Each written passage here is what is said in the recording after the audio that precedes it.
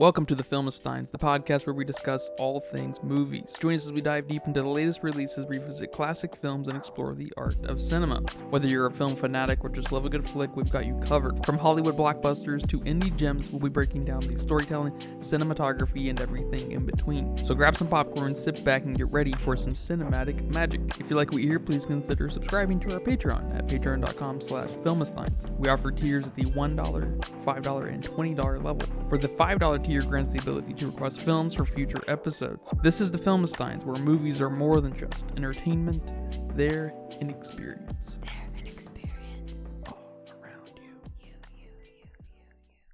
And welcome back to another great episode of the Filmistines, the fastest growing podcast in the world. Your favorite podcast to come and discuss films with your new friends. And speaking of friends, I'm joined by my wingman friend, Lucy. Hello, everyone. And thank you guys for tuning in. You can join us every Monday, Wednesday, and Friday with a new episode from a random movie. You know, hopefully we're covering the newer films. You know, that we're kind of punctual. Hopefully, you know, we're trying to get better at that. Yep. We're going to start a new initiative by watching movies sooner as they come to theater and whatnot. And join us soon for content exclusive episodes on our Patreon, including ranking different directors' filmography, our favorite kill scenes from a variety of movies. Is that how you would say that? Yeah, maybe favorite death. Favorite deaths. How someone died. How someone died. How someone has died. Lots of stuff coming to our Patreon, and this episode is about a movie by a director that I didn't know when we were going to cover for the first time. I was curious because he's an important director today, right? Christopher Nolan, of course, I'm talking about, and the film is Dunkirk, 2017's Dunkirk. Another 2017 movie? That's our favorite year. That's not my favorite year. John Wick 2, Guardians 2. Guardians 2, yeah.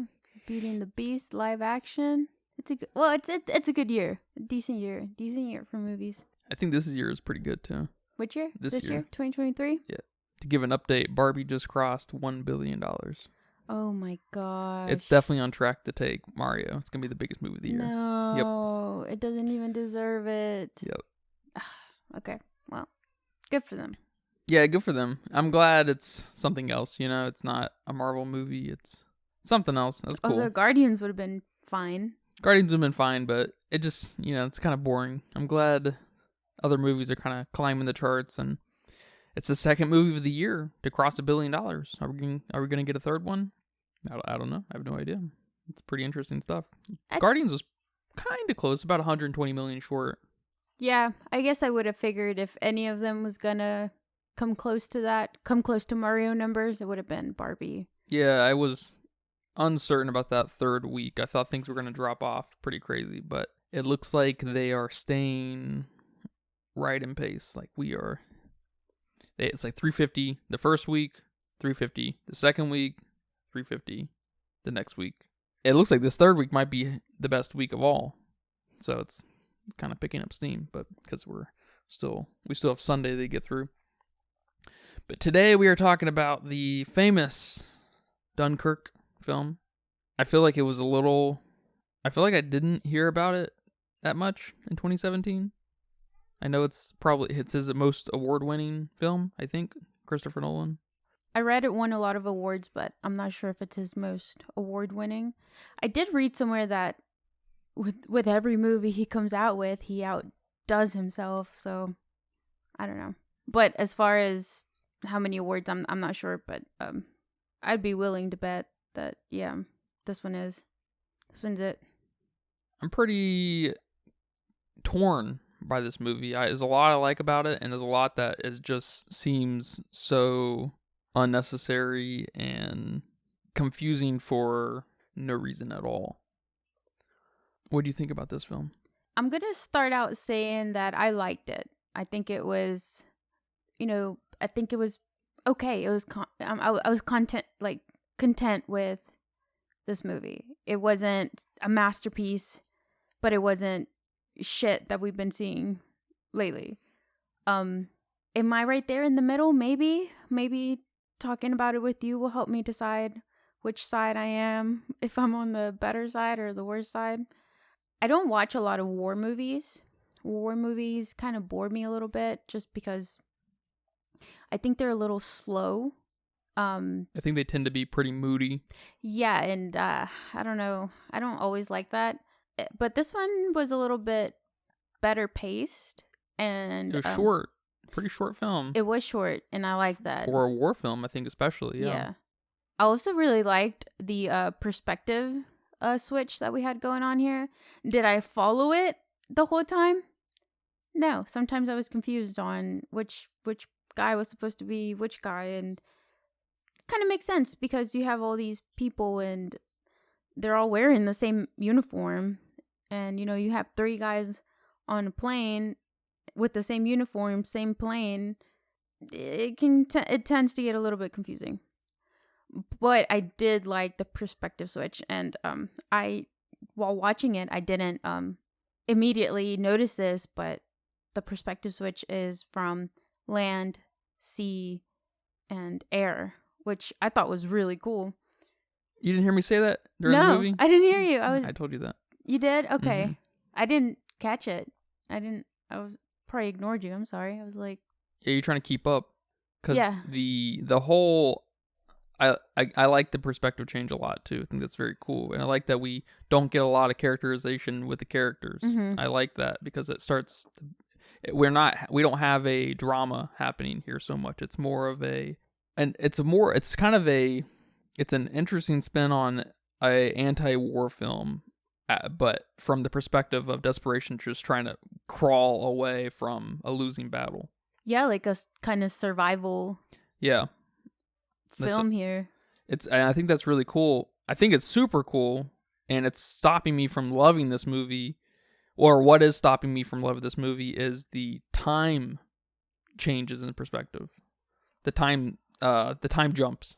Because it happened. We not only have 3 perspectives, we have time jumps in between each of these perspectives constantly, back and forth between all of them, and so just they cross over each other, and then you're connecting the dots, and you're like, oh shit, those people swimming are actually the people that were on land just a minute ago, or for most of the movie and stuff, and you're just like, oh, it's kind of a fun thing to kind of all come together at the last 20-25 minutes, but it does not serve this movie in any way whatsoever. If anything, it only confuses you because this is all happening within the same few hours. It's not like we just recently saw Oppenheimer and things take place over years, and they approach that through, they go, of course he goes back and forth between time, but he approaches that through black and white, right? And so it helps kind of delineate what we're fucking looking at, there's not a lot of confusion as far as like where you are in time, not too much at least. Yeah, and I was going to bring this up, I guess, when we did Oppenheimer, but that's something I appreciated about that film, and I've seen it done so well in TV shows too, when they're showing us a flashback or something. And TV shows can get away with a lot more because they have the time to get away with it, but oftentimes you'll give this character some way that he got hurt, so now he has a scar. So now that's how you know that they're going back in time or not. I don't know if you've watched 13 Reasons Why with me when I was watching those, but I think it's the first season, I think. Our main guy gets hurt, and he's got this like big gash on his head. So that's how you know that this is present time, because he fell off his bike and got hurt, and in the past he doesn't have that scar anymore. So yes, the audience needs something to know that they're going back in time, especially with all these dudes looking alike. They're all in gear. They're driving something. They're totally without character. Yeah. And that's an important part of the movie that I appreciate a lot, but it also hurts the film because I don't know where the fuck I'm at in time. Yes. And I don't know who anyone is, and so it's confusing for no fucking reason, because it doesn't, like, the convergence of it all doesn't add up to anything. There's not some big dramatic reveal other than some of these people get saved, some of these people don't. But we knew that was going to happen. That's just the nature of war. That's the nature of people fighting for their lives like this. So it really does. And I know Christopher Nolan's often criticized for shit like that. The confusing timeline and sound, of course. Mm-hmm. And I know this got some slack for his sound working, like the normal thing he does where he likes to muffle sound and stuff, but that wasn't even a problem here. I thought it was going to be more of a problem. I thought it was going to be like not a problem because it would have worked here, because not being able to hear makes sense to me in a war setting with all the explosions Confusion, and yelling yeah. and open areas and stuff and just the chaoticness of it. Makes sense. What were you going to say though? Oh, yeah, I was going to say that there was this scene where it was nighttime. And so that kind of gives you like it's supposed to give you a clue that this is either a different setting or a flashback. And I guess my dumb brain said, oh, it's a different setting. So now I'm confused on where everyone was at all of a sudden. And, who was what and why were these pilot dudes flying in the air, and it wasn't dark then, but now it is. Like, yeah, it got a little bit confusing for me. Until the end, and it all merged together, and I was like, oh, okay, yeah, that was them. That was a flashback. Got it. Yeah, but it's not worth it because it frustrates you to know, because it's not that complicated of a story. It's not like I'm sure I haven't seen Inception yet. We will cover that at some point, but Inception, it's the confusing timeline is sort of important because it has to do with dreams within dreams within dreams, right, or something like along those lines. I don't know exactly, but that seems to make sense to me that time would be all kinds of fucked up, like in Narnia, when they go into although it's very straightforward in the Narnia world, time just happens much quicker in Narnia world relative to Earth world or whatever. And so like it's very linear and it's not overlapping and being weird and stuff like it is in a Christopher Nolan film, but it's just, so that seems to make sense to me within like the dream thing, that checks out in my mind. But it's so just, stop moving around, focus on these characters a little more linearly. You've got the beautiful set pieces, you've got the great performances, you've got the lack of characterization that helps emphasize the body of the army, the military doing their thing, and you've got it all figured out. So I'm really torn in this movie. There's a lot I like about here, but it's like when you meet someone, you get a new girlfriend or a boyfriend, and there's a lot to like about them, but there's just that one thing that bothers the shit out of you. You know what I mean? And it's happening here with me. You know what I'm saying? Or just a friend or whatever. No. That's the thing that's gonna make you break up with them. You're just like, God damn it, just take a bath or whatever, She's beautiful, but she's got toe thumbs. Or God, Megan Fox. Oh, Megan Fox. That's what she's known for, her toe thumbs. Oh my gosh.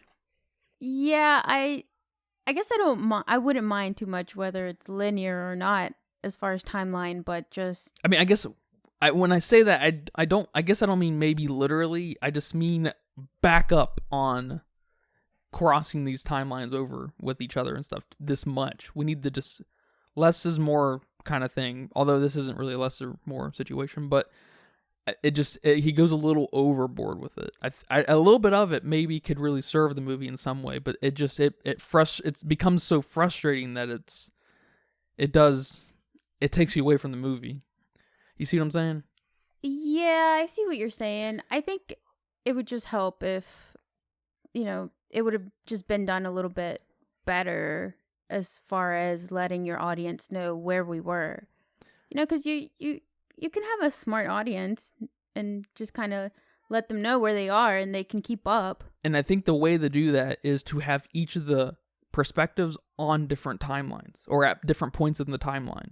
That's how you do that. You keep each of them linear, but they cross over at different times. And so the air guy, we see, he's flying around, but we see the guys swimming. And then we find out later in the movie, so we're going linear with the air guy. But we find out later in the movie, towards the end still, that those guys swimming were actually the guys that were on land at the while we were watching at that point in the movie. And then we cross that over. So the next time we watch it, we're like, oh shit, that's them. We know that's them, from the first time we see them. And then kind of a similar thing with the guys on the boat. That kind of thing. They're all different. They're all moving forward but starting at different points in the timeline. And so we see the pieces kind of come together by just virtue of paying attention. Yeah, I guess that would help. Because So he needed something. He definitely needed something to make it a little bit more obvious to us, or maybe more understandable here. yeah, You this know? is when his Because I don't think it's a lack of like cohesiveness. It's just a lack of doing it too much. doing it too much. Yeah, maybe He just jumps around too much. Yeah, he it can was jump a little around a bit too little much. bit, but just That's a good way to put it. it's especially in something like this. Like this should not be a confusing thing. Yeah. If you're gonna, I haven't seen Inception, so I don't. Maybe it's not even fair to say, but I feel like confusing me in Inception makes sense. Confuse me all you want. So I had to rewatch it over and again. I know he's all about forcing an audience to rewatch a movie, and whatever that means, he'll have to develop, and he is developing with it, over his filmography. What was your favorite perspective? Definitely the land dudes. Tommy and what was his name? Gibson. Fake Gibson or thieving Gibson. I don't know what you call someone. Impersonator Gibson here. Yeah. They crack me up, man.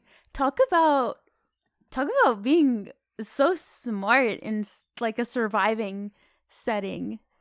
I really enjoyed watching them too, and a little bit of their dynamic and how they didn't even talk to each other. But Yeah, I like that a lot, especially because we find out later that he's British. I think we're supposed to be a little suspicious that he might be German. I was very suspicious. I think we're supposed to good. be, but when we find out he's French and they call him a frog, is that derogatory towards French people at the time? That's kind of funny if it is. Oh my gosh, yeah. If you're French, let us know. That's funny.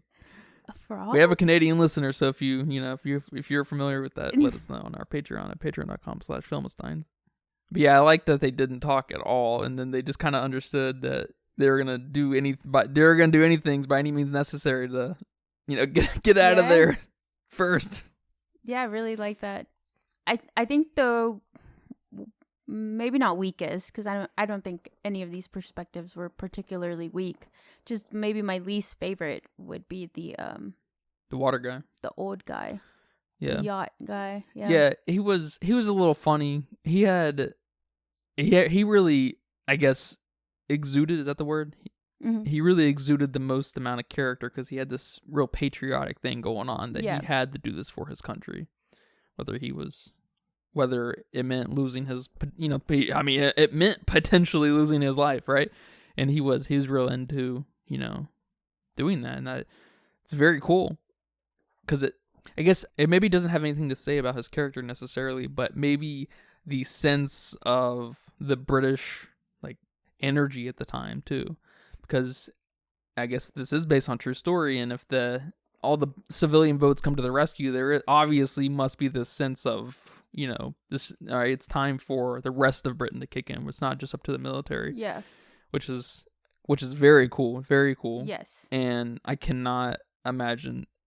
We don't live in a situation where we can just go across the pond to, like here in the United States, do something like this, but I can never imagine Americans doing this today. Nope. Maybe not Britons either. I'm not sure. So yeah, that is one of my favorite parts of the movie. This like countrywide kind of unity. I like that a lot. I'm with you. I haven't seen a lot of war movies. My favorite war movie is All Quiet on the Western Front. It is a really amazing movie, but I don't have a lot to pick from when it comes to war movies. I to be honest, I can't name another one off the top of my head that I've seen. Yeah, same. Except fake war movies like Edge of Tomorrow with Tom Cruise. It's a great movie, but it's not, not a proper war movie. Right. I think the other war movie that I've seen that comes to my head is The Boy in Striped Pajamas. And I think I've read the book too. And that's not really about the war. Yeah, more. We don't have war stuff. Huh? Is it more concentration camp related? It's more on the little kids' focus and their friendship and the concentration camps. And I guess his dad was a general or somebody important. Yeah. And I did see a lot of people comparing this to Saving Private Ryan, but I've never seen that movie. Yeah, I haven't either. Is that a Spielberg movie? It might be. I know it's a Tom Cruise movie. Not Tom Cruise. It's a Tom Hanks film. One of the Toms. Yeah, it is Steven Spielberg. That's interesting. He's done Schindler's List and Saving Private Ryan. Those are two of the most iconic war films ever made. I mean, Schindler's List is often, I think, noted down as one of the greatest movies ever made, like with The Godfather and Citizen Kane and 2001: A Space Odyssey. I think Schindler's List is often in that, which is crazy. Haven't seen it, but maybe someday. Yeah, another thing I didn't like about this film was how, well, I don't know if I didn't like it or not. I'm still trying to decide if there was a reason why these factors weren't included in the movie. But it was the lack of dirtiness and grime and blood. We had no gore. How are you going to have a war movie with no gore? Yes. And this is, I don't read into a lot of Christopher Nolan criticism. I try not to read into any criticism because I just don't give a shit about what a lot of other people have to say, because I just want to, approach it from my own unique perspective, right? I don't like being corrupted in any way whatsoever, because especially like hype, hype is very susceptible. Hype is very contagious, I should say, and it can definitely murder a movie for me, or a video game or whatever. For example, I've just played a game called Undertale. Mm-hmm. It's one of these early indie darlings that I've told you about, like with Hollow Knight and Shovel Knight. And it had been on my radar since it came out, of course, and I just haven't got around to it. But I played it recently, and it was not very good. It's just not. It's like, it's okay. It serves a purpose, and I'm definitely a victim of the hype, I think, because I have gamer friends, and then they all played it, and so it built from there. So, and I know Christopher Nolan, his audience suffers from that a little bit too, because he has very polarizing, persons in the audience, where people think he's the most pretentious director ever to walk the earth, or that he's the greatest filmmaker to ever walk the earth, which is cool. That's I appreciate a director who can live in that space and still continue to do whatever the fuck they want. I don't feel like they pander all that much to any side. I feel like he makes exactly what he wants. And I guess we recently learned that his wife is one of these people in his lives, that she's a producer in his films, thank God. So she has actual, money power, creative power, right, to say, no, Chris, we're gonna have to stop you there. So, but yeah, she helps regulate his in quotes creativity, because just because you can make a Jackson Pollock doesn't mean you should. It's not a Jackson Pollock, right? You don't want to. You can't just throw paint at a thing, and that you gotta. It's either A, it's already been done, and you'll never do it as well, or you just missed your chance to do it, or it's just too much. It's just too much. Yeah. And thank God she and several others are probably there to help tell him no, because apparently this film was first approached from the idea that this was going to be all improvised, right? Yeah. That's madness. That's fucking madness. You should be spending a year to figure out what the shots are going to look like. 6 months probably minimum. And they were going to try to improvise this. That's madness. Complete madness. This movie would have been $500 million probably if they did that. Probably would have gone in history as being one of the most expensive films ever. Especially because they had so many practical effects going on. So they would have had to reshoot with these planes and stuff. And how expensive does it, is it to get these off the ground and to be going for several hours, several days at a time and stuff. I think I can't remember. I don't know what jets are called, but I was listening to this podcast with this Air Force guy, and he was talking about how I think it costs $30,000 an hour to fly these jets. Holy crap. Yeah, and so you can only imagine what that looks like in a film setting. It's going to take more than an hour just to get one shot on any film. Doesn't matter. So this movie needs to be shot listed out and scripted and everything. You cannot improvise something like this. I can't believe this is, thank God for his wife kind of thing. I can't believe he thought that was an option to do. That's craziness. Is he an egomaniac? I don't know. I don't know what was he wanting to flex that creative muscle to the maximum degree? I just don't know, because that would scare the shit out of me as a producer. If I was paying for this movie, I'd be like, oh my God, we gotta tell this guy no. But how do you tell Christopher Nolan no? You know, whether you like him or not. Yeah, you send his wife. Yeah. Go tell him. Yeah. Because as a normal producer, I guess it's a perfect match, really. As a normal producer, how do you tell someone who made Inception, Interstellar, the Batman trilogy? How do you tell that person no? I'd tell him no. Jesus Christ, he needs to be on his crew, because he needs those people. You know, I'm glad he recognizes that, because he could not work with his wife and others.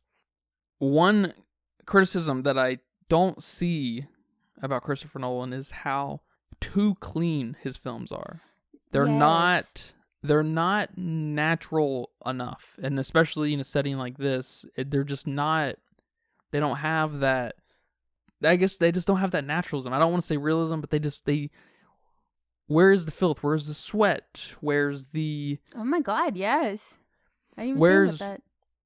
You know, and where's like the desperation? Where's the dread on characters' faces? And you can miss maybe a little bit of that here. This goes for, I think, probably all of his films. Really, his films are just too clean, which is very cool in a way. But you do need to kind of serve the film first over your creative vision. You know, because if you've got a story on about Dunkirk, I feel like there needs to be a little bit more going on here as far as just filth and gore go. But I did want to say, one thing I do appreciate that we don't see here that could kind of fit into this is the fear and the yelling and stuff. Because again, you talked about how, like, when they got on the ground, they were like, can they just not go anywhere and stuff? And it's like, I mean, like, yes and no, because you just don't know where the bombs are going to be dropped, for one. Right. You just take it? You just have to, you don't have to just take it, but they do kind of end up just taking it because they get on the ground. I'm sure there's someone ordered to do that.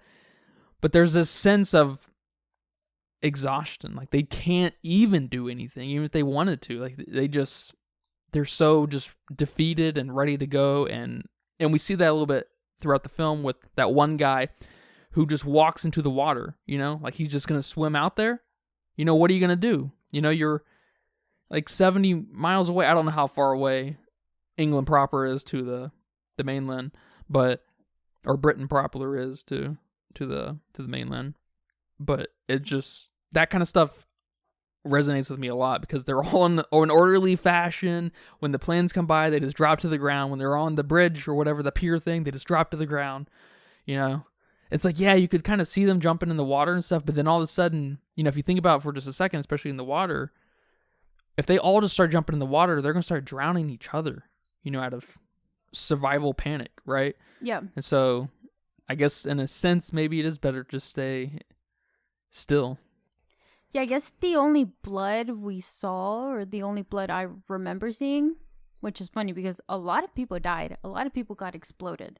But the only blood I remember seeing was on George when he hit his head and got knocked out.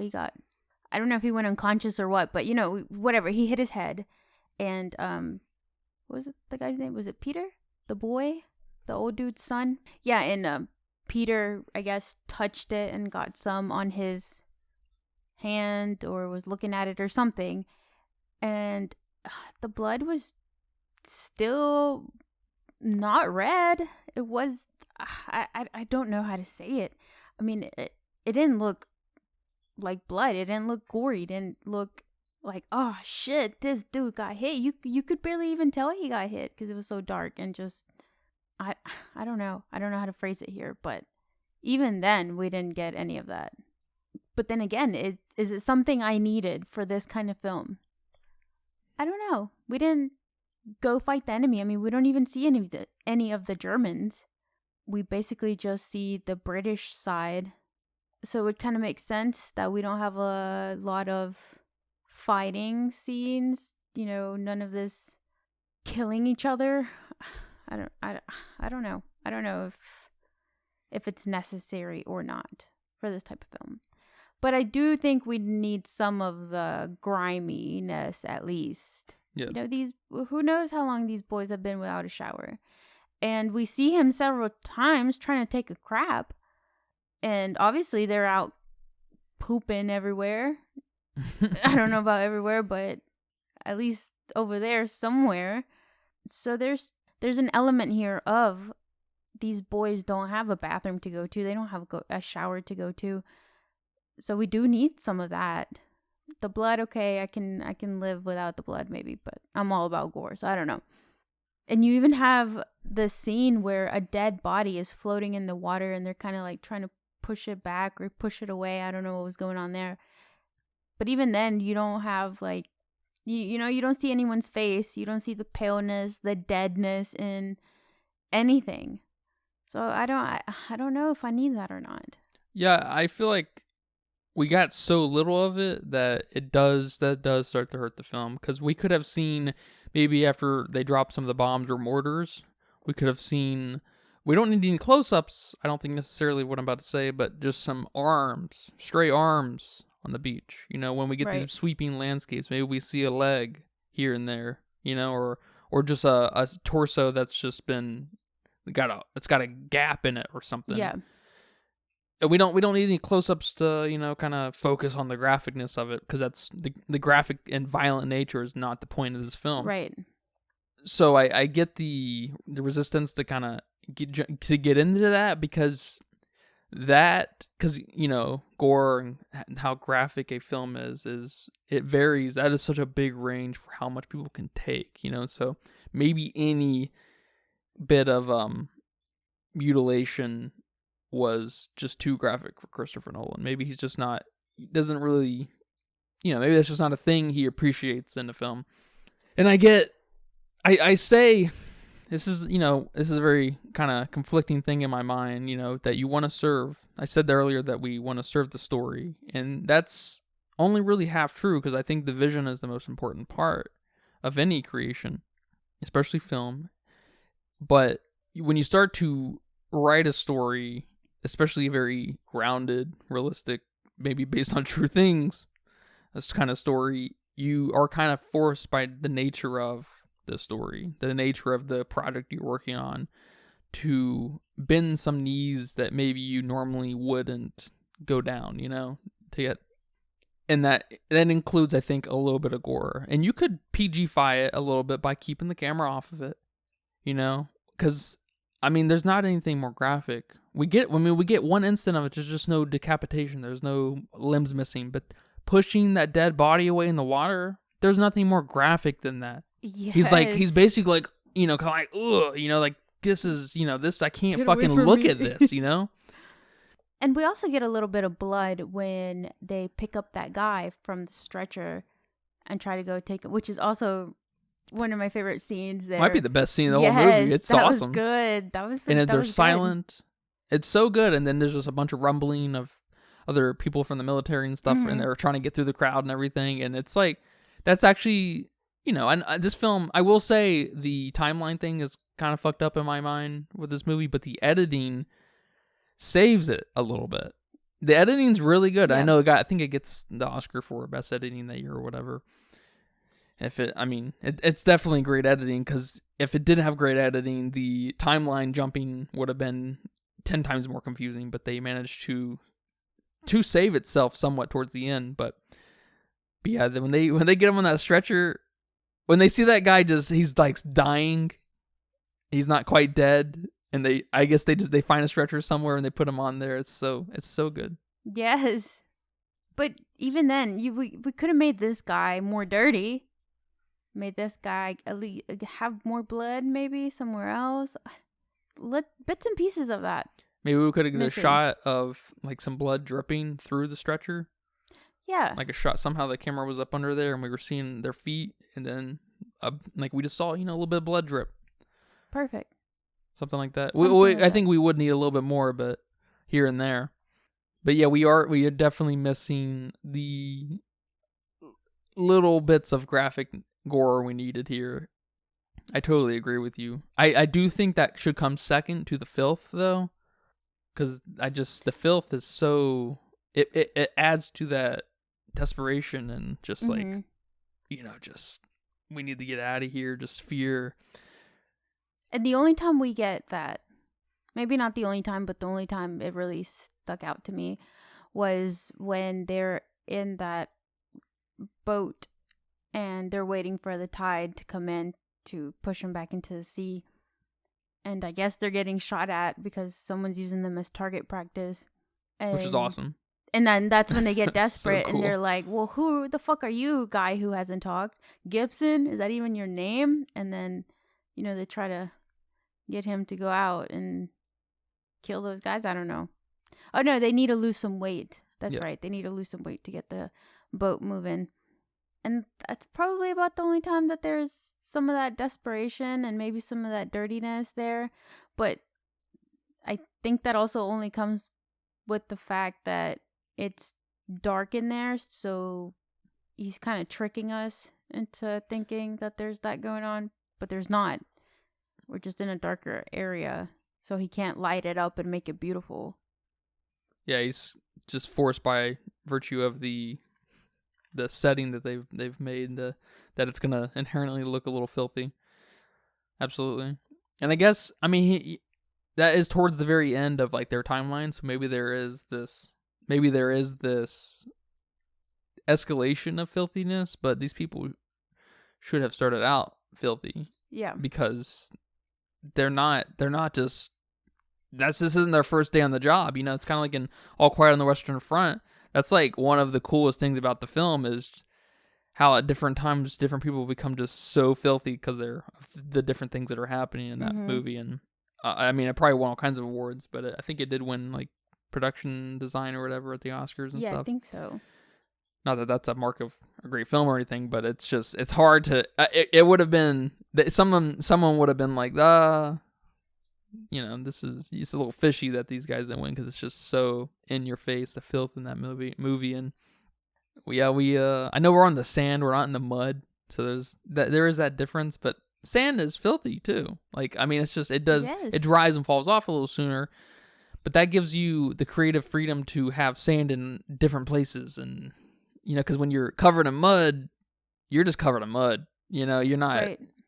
It's going to look the same in every scene. So you do need to be careful because you don't want to just be filthy all the time. So, you want to make it, when the filth comes off, you want to make it important to the film, right. Some kind of sense of relief. But here it's, we get these big explosions in the sand and we don't get any bodies that are really, torn up. And it's missed. It's definitely missed. That would have elevated this film to really great heights. Yeah, I agree. And I don't think I would have ever noticed if you didn't watch Sisu. If I didn't watch Sisu, yeah. That's funny. That dude took a bath and he was still fucking dirty. Yeah. Because he lived out there. So, wow. Fucking great job. Great detail. Like, paying attention to detail kind of shit. Oh, my God. So now I'm keeping an eye out. Keeping an eye out. Yeah. Because when they were throwing those bombs or whatever, and our boy here, Tommy, ducks and he, I guess he like lays flat on the sand and covers his head, and you just see his hand. You see him covering his face, and you see his hand, and he's on the sand, and then you see the bombs, boom, boom, boom, which I thought was a great scene. Everything on the beach is 10 out of 10 amazing. It's some of the coolest shots of any movie ever made. But then his hand, it was fucking cleaner than mine. Yeah. His hand was so clean. I'm like, okay. Yeah. All right. Great scene here. But, dude, I know you didn't just wash your hands. Yeah. Maybe the oil scene where they're swimming through the oil and they're getting on that little boat, the civilian boat. Maybe that's Christopher Nolan's answer to like, all right, here's your filth. Maybe he's a germaphobe. He's just like, maybe he's a germaphobe. Because I haven't seen all of his films. I've probably seen half of his filmography, but we'll go through it. But I don't think any of his films are really dirty. They don't really have and not all of them should be, of course, right? Right. But there should be, it can be, it's an important feature in filmmaking, and it can be very cool, like it is in Sisu and All Quiet on the Western Front. The new All Quiet on the Western Front, I should say. It's a remake. Yeah. Well, it's actually a re-adaptation of the book. Yeah, I don't know. However you want to phrase that, but yeah, I guess we already talked about two of my favorite scenes. The one where they're carrying him on the stretcher, and then that one when the bombs drop and he, he's covering his head. But another one of my favorite scenes is the intro. Oh, I was about to say. That was good. It was a great intro. Great intro. That was good. I liked it. I was like, okay, I don't really like war movies. Or it's not that I don't like them. Maybe I haven't seen enough. But the few I've seen or the bits and pieces I've seen just bore me. So I don't know. But this intro got my attention. Yeah. Another problem, though, same problem we were just talking about. When these people got shot, you're just like, did he get shot? I couldn't even tell. We see a little bit of dust, and maybe, okay, if you get shot if you get shot by these weapons at the, during I guess the early days of World War One. When did this take place? 1940, 1941, 1940. During the early days of World War Two. Maybe these weapons didn't just obliterate people, like some weapons maybe do. I'm not super familiar with guns either. I'm sorry, guys, but for the sake of a movie, I almost feel like, I don't know. It's just this negotiation that has to happen. Like, do you want to serve the realism? Okay, these weapons don't just shred people, and so it's maybe a little less obvious that it's just, killing folks. Mm-hmm. Or do you want to kind of dramatize it? I'm not, and that's, a very important distinction and very different. And what are you going to take? And you have to commit to one or the other. And so I don't know if this was a very realistically created film. I need to be told and shown, I guess, if that's the case. But I was a little like, oh, they got shot. It was cool though, but it was just like, I want to. Where are the bullets? I want to. Or where are the people yelling like, oh, I got shot? Yeah. I don't know. Yeah. My friend back there. I don't know. Yeah. But that's also, I appreciate that. See, it's such a funny thing because they're so done. They don't have any yells left in them. You know what I mean? Yes. So I like that, and he commits to that all the way through. There is just this element of we're fucking done. We want to get over here. We want to go home. Yeah, and then and we get it a couple times by maybe the general or commander or whatever their title is, where we can just he's like I can see the land. Mm-hmm. It's just like, damn, they're so close. They're so close, and like it just gives me that sense of like, when you're lazy, you see a thing, I don't know what I'm saying. But it just gives me, when he says that, it gives me a good sense of his desperation and just, but not desperation to the point that he'll do anything to get over there, but just desperation and exhaustion and just like, if this last thing doesn't happen, we're all gonna die. Yeah. Kind of thing. It's just, it is good. It's well acted, well directed in that way, and it just suffers from not building. It suffers from the timeline thing and the filth, of course, in that it doesn't allow that tension to build in me, whether or not they're gonna make it across, because it jumps around too much. Yeah. But yeah, I like that intro a lot. Because I guess it almost kind of feels like they feel safe for a split second. And they're like getting some water, about to go to the bathroom and stuff. And then just get taken off immediately. And then we got one guy who escapes. And I mean, I even asked if was it the French who killed them? Then they couldn't tell because they were too far away. I don't even know. And I think that's, maybe it is if that is something that happened, that accidental friendly fire. I guess it is. If it's friendly fire, it's inherently accidental, I guess. But I imagine that did happen, because, I mean, can you, especially if people are so filthy, can you even tell what side they're on? Yeah. I don't know. And I like that maybe if that does happen, if that was a very realistic point, I'm glad that they didn't like tell us either. Because they could have and been, it would have been like, oh shit, that happens. But I'm glad that it kind of leaves it up for interpretation. Yeah. But then he walks out and he's like, I'm English. It's funny. It's I mean, it's not funny, but it's funny. It's yeah. Reading about this film and pre-production, is that just before it started filming, I guess? It was pretty cool, and I think it made me appreciate the film a little more. There were actually some scenes shot at Dunkirk, and when the scenes that weren't were shot somewhere else just because of how much of the settings or landmarks or whatever were destroyed during the war, so they couldn't use those. So I thought that was pretty cool. I was also reading that the costumes were all like hand sewn from this wool. I don't know, fancy wool. I don't know fabric terms. And like the shoes were made in Mexico, and that they needed like 6,000 extras. And then you're hand sewing these costumes for your 6,000 extras? What? That's pretty cool. It's insane. You can't just CG people. You can, but the commitment here, oh my gosh. Yeah, you have to admire Christopher Nolan's know-how and commitment to do that. Yeah, that's crazy talk right there. Yeah. That's awesome. And it puts, I mean, I don't love Christopher Nolan, but man, it is hard not to admire that kind of work, you know? He's, Jesus Christ, that's amazing. And, you know, he rented out and had all these planes refitted to make this film possible. It's just like, what? That's crazy. What?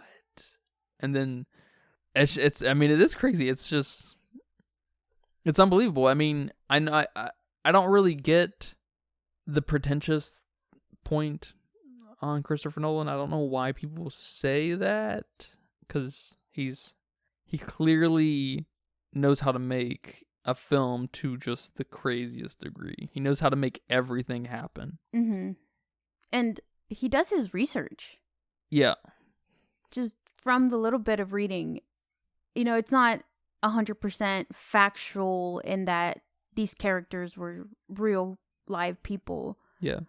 But he did his research. That's an important point of the movie, though, that none of these characters have names, really, you know? Yeah. They do have, some of them have names, obviously, but it's actually, I mean, I guess that's worth bringing up before I forget totally, is I kind of have a problem with Harry Styles in this movie, because he's a face that we know, you know? And it's kind of an important thing in this movie of people you're not super familiar with, and he's a superstar, and so he really he brings an unnecessarily amount of character to a character who doesn't have any character, you know? So it's just, yeah.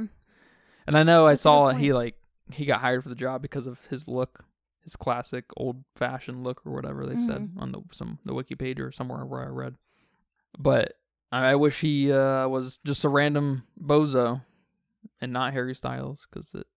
Well, I will tell you that I didn't immediately notice that it was Harry Styles. I had to.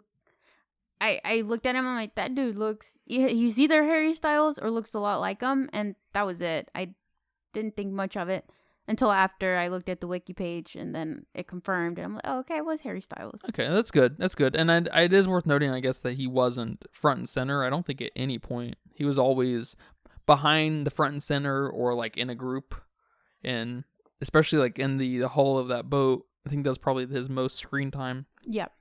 He was always kind of obscured by, you know, the lighting or just other people and stuff, and the editing's pretty quick in that bit, so it is kind of hard to focus on him. So I will say that. Yeah, and I think all of the British soldiers that were main here were British, and that reminds me a little bit of I guess J.K. Rowling and wanting to keep her cast as authentic as possible. I love it. So yeah. I like that. That. Especially when it's called for, and it's not just, you know, if it's just called for, you know, because the opposite of that is just diversity for diversity's sake, and that doesn't make sense. That doesn't make sense anywhere except in a really specific handful of, you know, situations. Yes. So Little Mermaid, you fucked up. Yes, it's actually completely idiotic. That film's so bad. I want to see a Christopher Nolan Little Mermaid. I don't think it could be worse than the Little Mermaid that we had here. So yeah, no, it'd actually be probably pretty good. What do you think of the pilot who, was really good at his job, who landed in the sand, Tom Hardy's character, and got taken away by the enemy? Would you rather him have crashed and like sacrificed his life? He worked, he performed his duties to the very end, right before he, just had to bite it. Or are you glad that he was able to land miraculously and got fucking taken as a war prisoner? Yeah, I do have a problem with that.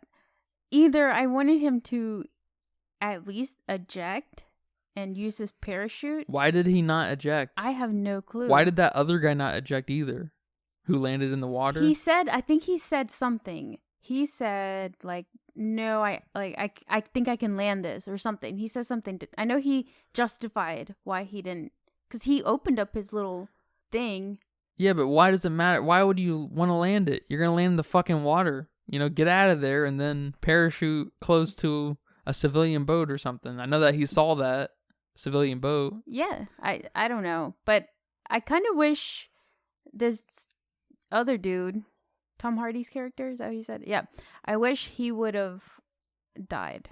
Like, that was cool. His last, like a sacrifice. Yeah. He would have sacrificed himself. That would have been awesome. I did forget that he got taken away. So, okay, all right. There's a little bit of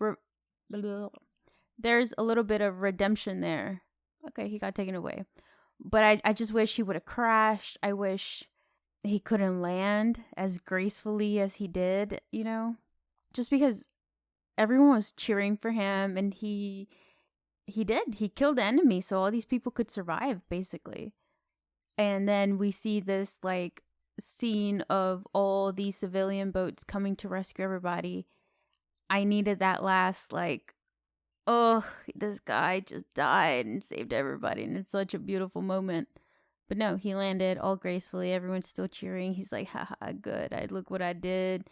His plane got caught on fire. I don't know what happened there. And then they took him. It's like, all right. I guess I'll settle for this ending. Yeah, it kind of reminds me of Requiem for a Dream, where we have these different characters who we were seeing like the many different outcomes of what can happen in a war setting. We see people getting crushed by the boats. We see people drowning. We see people get away, of course. We see people get taken down in airplanes. We see people get destroyed by bombs. Some people shot. And then we of course have to have the prisoner of war. It's just, it just wasn't the setting for that, I feel like. Yeah. I agree.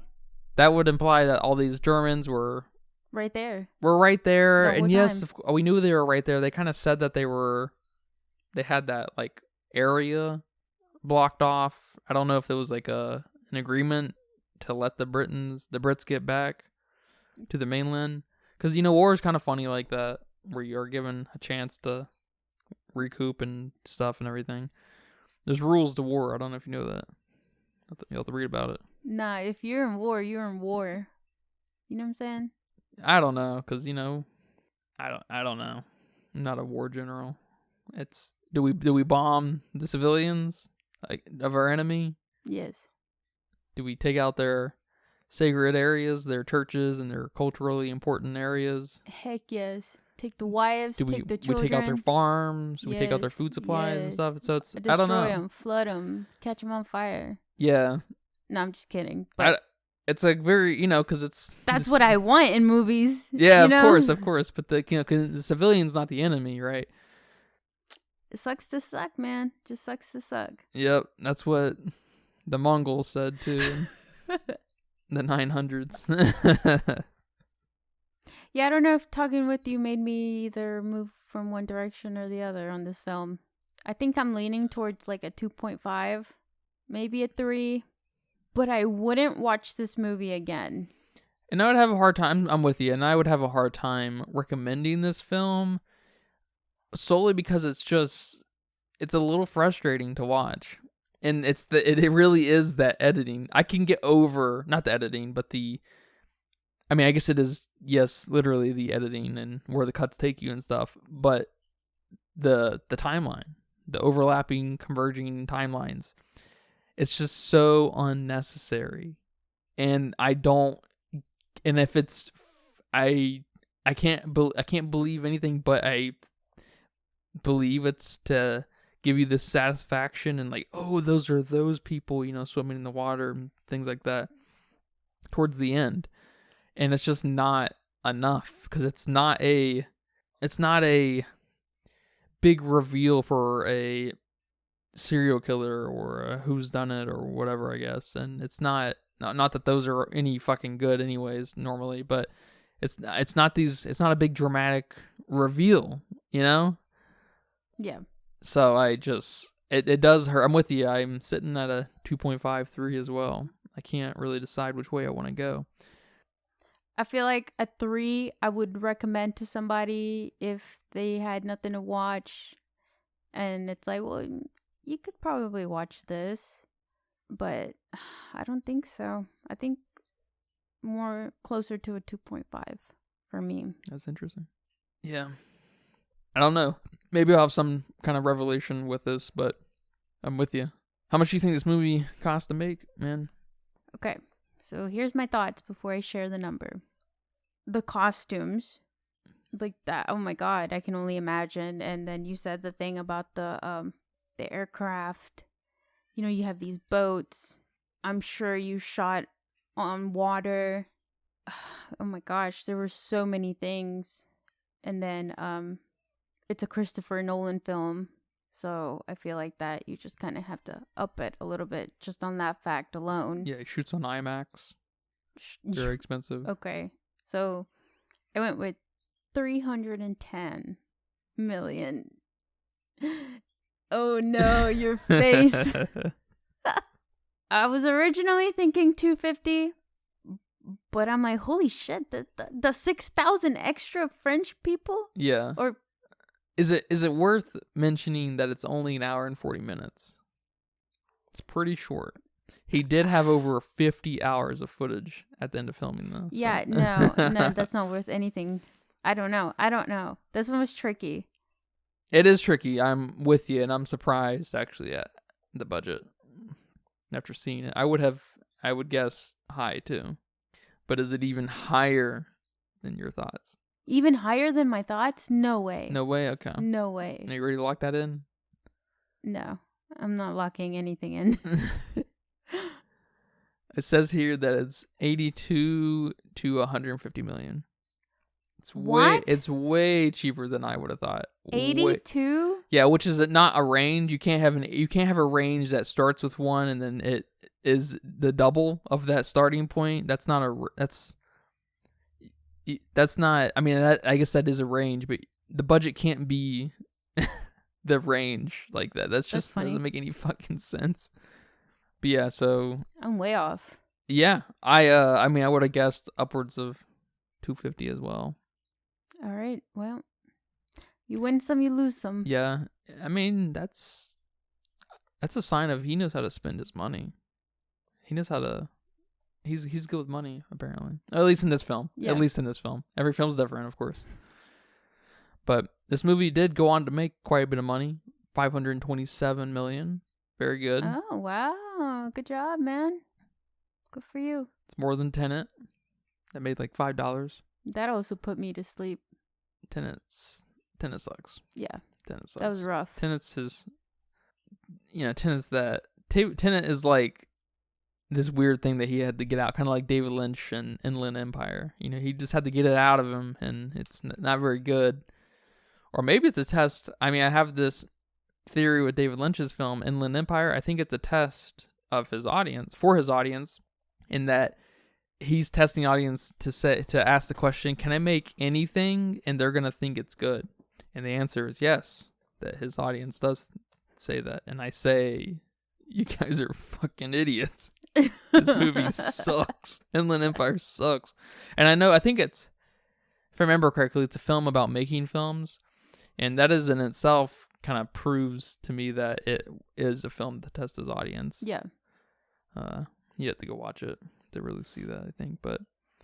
And I haven't seen it in a while. Maybe when I rewatch it, I'll think it's the greatest thing ever. But thank you for watching this film with me. It's a very good. It's a good watch. It is a good watch if you're don't have a lot of other movies to watch and stuff. You know, you should try to watch the best of the best out there. Of course, we're all guilty of not getting to the best of the best, and we watch fucking Chicken Run. I mean, not Chicken Run.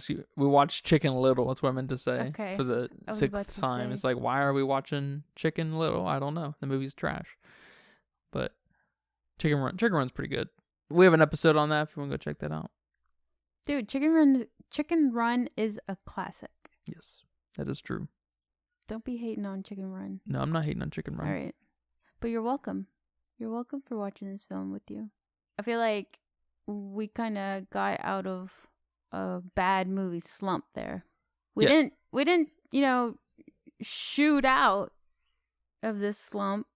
No, it's tough to. We crawled out of it. Yeah, great films are rare. Like they should be. They should be rare. We don't want everything to be great because then all of a sudden you're like, God, do I have any taste at all?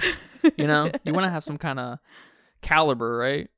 To be able to see where you're at in the world, be able to think about movies in a really creative and productive way. Yeah. And criticize appropriately. And this is a great film. I feel like there's obvious things that could make this film really great. Mm-hmm. That just, I don't know how they didn't happen. I don't know how the filth wasn't obvious. Okay, the gore, okay. You want to keep this movie maybe PG-13. I get it. Just for the sake of ratings, and that's, our movies typically don't do as well as PG-13 counterparts. But the timeline thing is a real hang up, I think. And it's frustrating. And I don't want to be frustrated in a film like that, Yeah. I don't want to be confused. Yeah. That's the last thing I want to think about. Where am I at in this film? Yeah. At least, confusion in that way. And as far as, confusion and, I don't know. But yeah. Like, confusion, and then you're gonna, give me the reveal later and make me go, oh, and, go like that. Okay, yeah. I'm for that. But confusion as in I have to find where I am, and then, I'm 10 minutes later, I'm like, okay, I think I know where I'm at, but then it didn't even matter anymore. Well, thank you guys for tuning in to this fine episode of the Filmsteins. Was it a good episode? Yep. Thank you. Thank you for saying that. You're welcome. I hope everyone at home has a good rest of their day. Drive home safe if you're driving. Don't text and drive. Don't text and drive. Don't drink and drive. Don't drink and drive. That's a good one. Yes. Don't shoot fireworks off in your car. That's a good one, too. Don't speed and then crash into car washes. Yep. That's crazy shit right there. Stay safe. Stay safe out there. Take care. Bye-bye. Bye-bye. And that's a wrap for today's episode of the Filmsteins. Thanks for tuning in and joining us on our cinematic journey. We hope you enjoyed our discussion and gained some new insights and perspectives on the world of movies. Don't forget to subscribe to our podcast on your favorite platform, especially Patreon at patreon.com/Filmsteins. And follow us on social media for more film-related content. We love hearing from our listeners, so if you have any feedback, suggestions, movie recommendations, or book recommendations, please feel free to reach out to us. Until next time, keep watching, keep loving the magic of movies. This is the Filmsteins signing off.